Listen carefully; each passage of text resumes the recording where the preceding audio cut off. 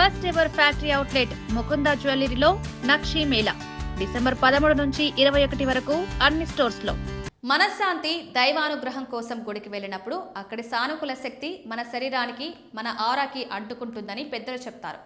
దేవాలయం ఒక శక్తి కేంద్రం కావడంతో అక్కడి మంత్రోచ్చారణలు, పూజల వల్ల వచ్చిన దైవ కంపనాలను మనం ఇంటికి తీసుకొస్తాం. అలాంటి సమయంలో ఇంటికి వచ్చేసరికి వెంటనే కాళ్ళు కడుక్కోవడం లేదా స్నానం చేయడం మంచిది కాదని సాంప్రదాయం చెప్తోంది. వెంటనే నీటిని ఉపయోగిస్తే గుడి నుంచి తెచ్చుకున్న పాజిటివ్ ఎనర్జీని మనమే కడిగేసినట్లవుతుందని నమ్మకం. అందుకే ఇంటికి రాగానే హడావిడిగా పనుల్లో పడకుండా 5 నుంచి 10 నిమిషాలు ప్రశాంతంగా కూర్చుని దర్శించుకున్న దైవాన్ని మనసులో తలుచుకుంటూ మౌనంగా ప్రార్థించడం మంచిదని పెద్దలు సూచిస్తారు. ఇలా చేయడం వల్ల ఆలయం నుంచి వచ్చిన ప్రశాంతత మనలో స్థిరపడుతుంది.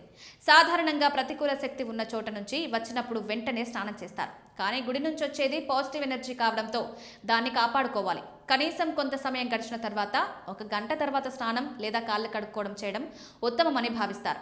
గుడికి వెళ్లే ముందు మాత్రం శరీర శుభ్రత తప్పనిసరి. ఇలా పాటిస్తే దేవాలయ దర్శన ఫలితం పూర్తిగా మనకు కలుగుతుందని విశ్వాసం.